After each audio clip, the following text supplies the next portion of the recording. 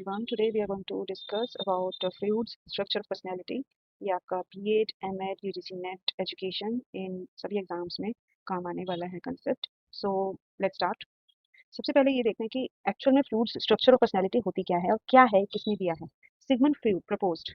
Sigmund Freud ने इसको propose किया था, या फिर कह सकते हैं सिगमंड फ्रूड ने इसको इंट्रोड्यूस किया था. That is called psychoanalytical theory of personality. Okay, so अगर एग्जाम में आए कि साइको एनालिटिक थ्योरी के बारे में बताओ तो ये सेम होती है. ठीक है, तो बेसिकली ये थ्योरी बताती क्या है. It simply tells you about the human behaviour. ठीक है, ह्यूमन बिहेवियर किस किस चीज़ से इन्फ्लुएंस होता है. सो यहाँ पे ह्यूमन बिहेवियर इन्फ्लुएंस होता है by unconscious desires and conflicts. See unconscious desires mean कि हम किसी चीज़ की चाह करते हैं तभी तो हम कोई काम करते हैं, एक्शन करते हैं ना. तो अगर एक्शन के अकॉर्डिंग या जो हम काम करते हैं उसके अकॉर्डिंग हमें रिजल्ट नहीं मिलता है तो कॉन्फ्लिक्ट पैदा होते हैं. So according to him personality consist of 3 component. इसमें 3 कंपोनेंट्स आते हैं एक पर्सनैलिटी में overall. Id, ego and super ego. ये ईगो एंड सुपर ईगो को मिला के एक पर्सनैलिटी क्रिएट होती है. यहाँ पे आगे बढ़ते हैं स्ट्रक्चर ऑफ पर्सनैलिटी में क्या क्या होता है. सो फ्रूड्स मॉडल के अकॉर्डिंग क्या होता है माइंड का, जो उसने मॉडल इंट्रोड्यूस किया है, that is in 3 parts: conscious, pre conscious and unconscious. Conscious, pre conscious and unconscious. तो इसके अंदर ईड, सुपर ईगो और ईगो. कॉन्शियस जो है वो आपको पता चल रहा है, जो आप एक्शन कर रहे हो आपको उसके बारे में पता है. प्री कॉन्शियस आपको वो नेचुरली होते हैं थोड़े से, कि जिसका आपको पता है तो चलता है, आउटकम भी पता होता है, but still you are doing it, right. Unconscious होता है कि आप बाय डिफॉल्ट उन हैबिट्स के अंदर पड़ चुके हो. लाइक आपको बाय बर्थ की कोई हैबिट्स हैं और वो आपका अकॉर्डिंग टू द सिचुएशन बाहर आती है, राइट. वो आपको खुद भी पता नहीं चलता है, राइट. तो this was the fruits model of the mind. उसके बाद हमारे पास आता है ईगो, ईड और सुपर ईगो. इनके बारे में पढ़ने पहले ईद और सुपर ईगो पढ़ते हैं. ईद बेसिकली क्या होता है, वो होता है हमारा प्राइमिटिव इंस्टिंक्ट एंड डिजायर. एक कुकी का हम एग्जांपल लेंगे. कुकी, बिस्किट कुछ भी हो सकता है, और एक छोटे बच्चे का. इट कैन बी ही और she, right. So over here, यहाँ पे क्या है कि अगर कोई जैसे पर्सन है, कोई बच्चा है, अगर वो कुकीज को देख के, बिस्किट को देख के बोलता है I want to eat all the cookies, मतलब वहाँ पे वो थोड़ा सा मतलबी हो रहा है, अपने बारे में सोच रहा है, तो डिजायर्स यहाँ पे ज्यादा हावी हो जाते हैं, डिजायर्स यहाँ पे जीतते हैं, राइट. ईद के अंदर आप खुद के बारे में सोचते हो, दूसरों के बारे में नहीं, कि मतलब ये जो कुकीज हैं ये मैं खाऊंगा सारे या खाऊंगी. तो ऊपर से जब हम बात करते हैं कि सुपर ईगो के बारे में, super ego is more concerned and ideals. यहाँ पे आइडियल्स जहाँ पे आ जाता है तो मतलब यहाँ पे हम गुड बॉय या गुड गर्ल की इमेज के साथ बात करते हैं, मतलब अच्छे अच्छे की बात करते हैं. यहाँ पे इमोजी के साथ भी आप समझ सकते हो, that is evil emoji and this one is angelic, right. Halo इसके ऊपर है. तो यहाँ पे I will feel guilty for eating cookies. तो यहाँ पे एक फैक्टर आता है कि अगर उस बच्चे के अंदर थोड़ा सा भी सुपर ईगो जीत रहा है तो ही और शी विल थिंक कि इसको खाने के बाद, कुकीज को खाने के बाद मैं थोड़ा सा गिल्टी फील करूंगा या करूंगी, क्योंकि दांत खराब हो जाएंगे. प्लस अगर मम्मा ने रखे होंगे तो ये दीदी के लिए भी रखे होंगे या भैया के भी लिए रखे होंगे, तो सारी कुकीज तो मैं नहीं खा सकता या खा सकती. तो यहाँ पे एक अच्छे बच्चे की इमेज वाली फैक्टर आता है.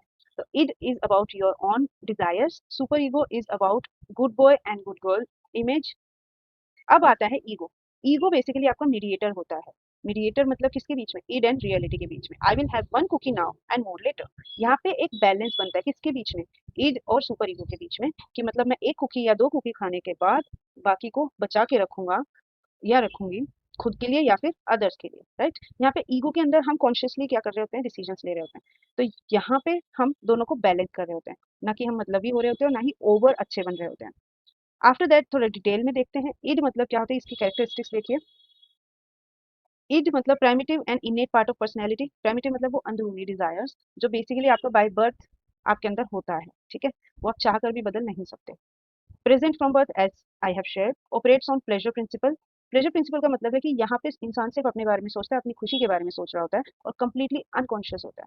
कभी कभी एक बच्चे को देखते हैं ना कि हम लालच थोड़ा सा उसके अंदर होता है, फिर हम उसे अच्छी और बुरी चीजों के बारे में बताते हैं और शेयरिंग केयरिंग भी सिखाते हैं, तो दैट इज योर अनकॉन्शियसली आप कुछ एक्शन कर रहे हो, राइट. सो यहाँ पे क्या है, ईद क्या सीख करता है, immediate satisfaction of the desires only. अब baby crying immediately when hungry, of course yes. अब उस बेबी को लैंग्वेज तो आती नहीं है, बट वो जोर जोर से चिल्लाएगा जरूर अगर उसे कोई चीज चाहिए या फिर वो भूखा है तो इट इज अबाउट थोड़ा सा अपने बारे में सोचना, right. After that ego is something that develops after the birth. Ego जो है आपका बर्थ के बाद डेवलप होता है, ऑपरेट करता है रियलिटी प्रिंसिपल पर, act as a mediator between id and super ego, हमने ऊपर पढ़ा था. Partly conscious and partly unconscious. अब यहाँ पे ईगो के अंदर क्या होता है, हम समझदारी तो दिखाते हैं बट अपना थोड़ा सा मन मार लेते हैं कि कोई बात नहीं, वी कैन एडजस्ट. तो ईगो आपको बैलेंस करना और एडजस्ट करना सिखाता है.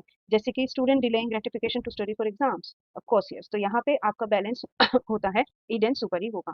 अब सुपर ईगो में क्या आता है, मोरल एंड एथिकल कंपोनेंट आते हैं. अब सुपर ईगो देखो, ईड मतलब खुद के बारे में सोचना, ईगो मतलब हमें समझदारी से काम करना, सुपर ईगो मतलब बहुत ही ओवर अच्छा बन जाना, लाइक ओवर पॉजिटिव बिहेवियर करना, जैसे मोरल और एथिकल कंपोनेंट के साथ, जैसे कि डेवलप्स अराउंड 4 to 5 years। ये होता है represent societal values and norms, कि हमें बड़ों से अच्छे से बात करनी चाहिए, रिस्पेक्ट से बात करनी चाहिए, बाहर कूड़ा नहीं बिखेरना चाहिए, एंड सो ऑन। सोसाइटी के अकॉर्डिंग जो हम अच्छी अच्छी चीजें, अच्छी आदतें, गुड हैबिट्स जो बच्चे को सिखाते हैं, that comes from super ego.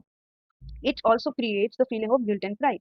अब हम कुकीज या बिस्किट्स का अगर एग्जाम्पल लें, तो यहाँ पे हम सुपर ईगो के अकॉर्डिंग क्या करेंगे कि यहाँ पे गिल्ट और प्राइड का एक फैक्टर आता है कि अगर उसने अच्छे बच्चे वाली इमेज रखनी है, तो वहाँ पे वो सारी कुकीज नहीं खाएगा या खाएगी।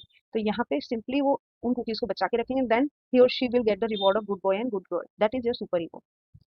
After that interaction of id and ego और super ego, it demands pleasure, super ego demands morality, and ego balances both. ये हमने अभी देखा कि ईगो दोनों को, किसको, ईड और सुपर ईगो को बैलेंस करता है, कि हमें ज्यादा अच्छा भी नहीं बनना है, लेकिन हमें ज्यादा बैड बॉय या बैड गर्ल भी नहीं बनना है।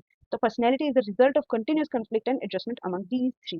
सो ओवरऑल अगर हम देखें तो एक पर्सनैलिटी एस्पेक्ट जो होता है वो एक रिजल्ट होता है कंटिन्यूसली कॉन्फ्लिक्ट और एडजस्टमेंट के साथ।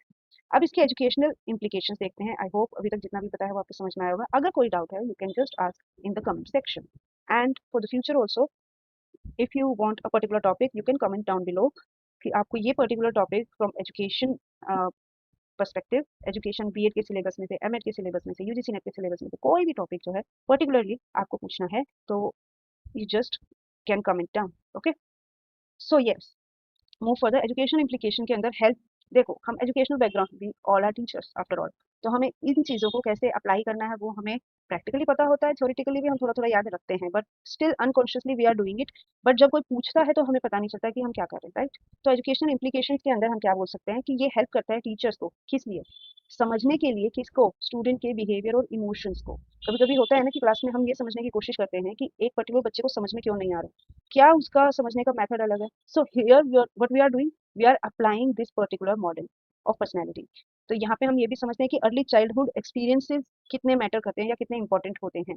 कोई बच्चा एक पढ़ी लिखी फैमिली से, सी पढ़े लिखे सब होते हैं आज की डेट में, हार्डली कोई 5 से 10% लोग बच्चे होंगे जो थोड़े बहुत नहीं भी पढ़े होंगे, जो बिल्कुल ही इलिटरेट होंगे, but still they are giving their best. So overall हम अनपढ़ किसी को नहीं बोलेंगे, हम कहेंगे एक हेल्दी फैमिली या फिर हेल्दी बैकग्राउंड, जहाँ पे फैमिली खुद बच्चे को पढ़ा पा रही है, टाइम दे पा रही है, उस बच्चे की परफॉर्मेंस को अगर हम कंपेयर करेंगे एक ऐसे बच्चे से जो सिर्फ ट्यूशन के भरोसे है, या फिर ट्यूशन भी ना सही, मैं ट्यूशन को बुरा नहीं कहूंगी, लेकिन still parents are not having that much time to give to their child.